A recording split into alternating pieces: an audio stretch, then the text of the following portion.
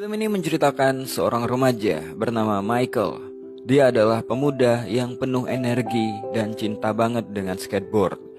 Di siang itu, Michael dan teman-temannya didatangi oleh seorang pria.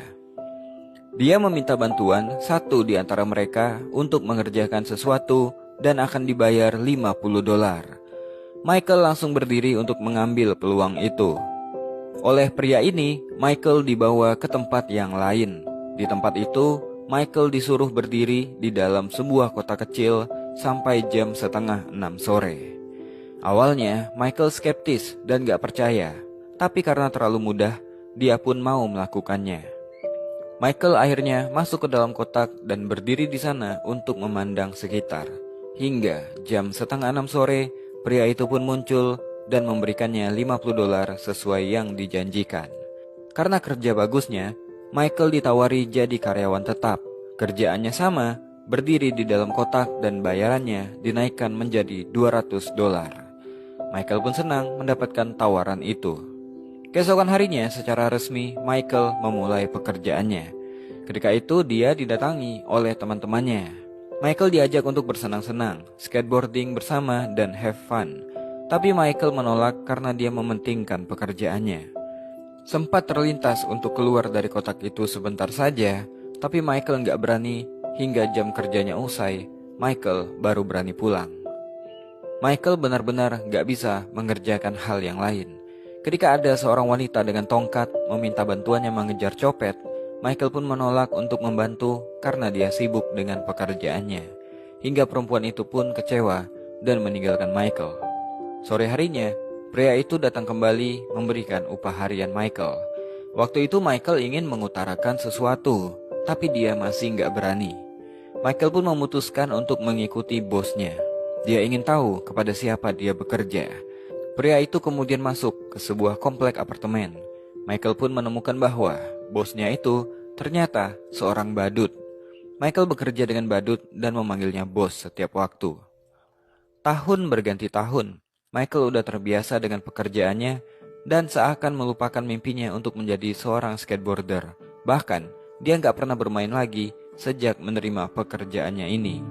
Pada waktu itu, bosnya mengajaknya ke tempat lain. Michael mendapatkan promosi. Gajinya naik 30% dan ditempatkan di kotak yang lebih besar. Michael senang dengan promosi tersebut. Tanpa terasa, bertahun-tahun berlalu. Michael melakukan pekerjaan yang sama hingga dia melewati masa-masa emasnya untuk bermain skateboard. Dia hanya bisa melihat orang-orang bermain skateboard di sekitarnya.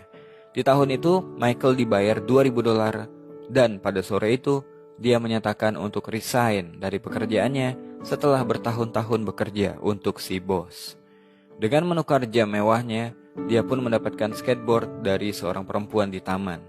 Akhirnya, Michael bisa bermain skateboard lagi. Tapi fisiknya udah gak sekuat dulu. Bahkan untuk berdiri di atas skateboard saja dia gak bisa. Film pun selesai. Kotak yang ada di film ini menginterpretasikan lingkungan pekerjaan atau kantor.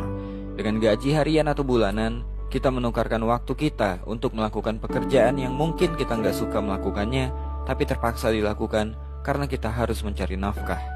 Kadang kita pasti terbesit untuk keluar dari pekerjaan yang sekarang dan menggapai impian yang ingin kita kejar atau pekerjaan yang kita sukai, tapi kita terlalu takut untuk melakukannya karena sudah berada di zona nyaman dan aman.